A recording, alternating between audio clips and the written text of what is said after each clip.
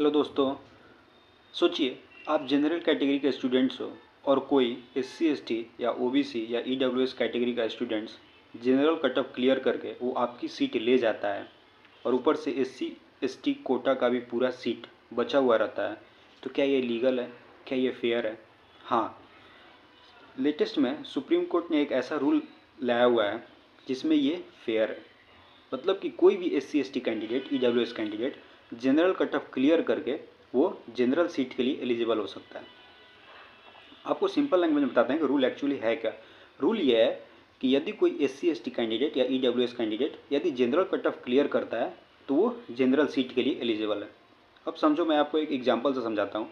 मान लो कि total general seat जो है वो 50 है और एससी एसटी सीट जो है वो 30 है, ठीक है।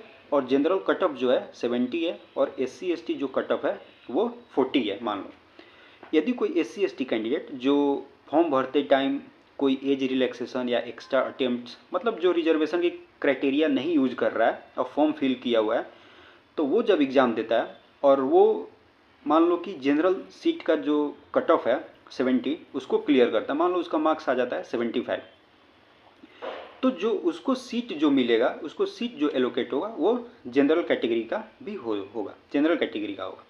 मतलब वो जिसको उसको जो सीट मिलेगा वो जनरल कैटेगरी का मिलेगा। मतलब कि जो जनरल कैटेगरी का पहले 50 सीट था, अब कितने हो जाएंगे? 49 हो जाएंगे। मतलब एक एससी एसटी कैंडिडेट वहाँ पे हो जाएगा।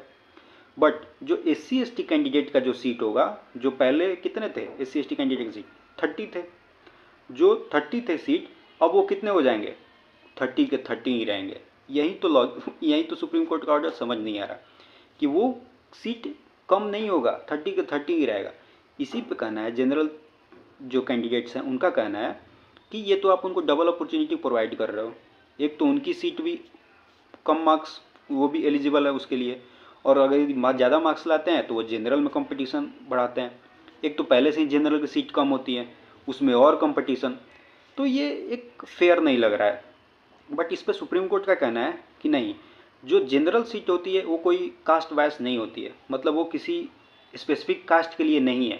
जनरल सीट जो है वो कॉमन है सबके लिए। यदि कोई कैंडिडेट मेरिट के बेसिस पे जनरल कट ऑफ क्लियर करता है तो वो उसके लिए एलिजिबल है, जनरल सीट के लिए एलिजिबल है। नहीं कि यदि वो कैंडिडेट मेरिट पे आया हुआ, क्योंकि वो कोई रिजर्वेशन यूज नहीं कर रहा है इसीलिए वो जनरल के लिए एलिजिबल है, जनरल सीट के लिए एलिजिबल है, माफ़ कीजिएगा, जनरल सीट के लिए एलिजिबल है। क्या आपको लगता है कि ये फेयर है? ज़रूर आप कमेंट करके बताएं, लाइक करें वीडियो को और शेयर ज़रूर करें ताकि सबको पता चल सके कि एक्चुअली में रूल है क्या।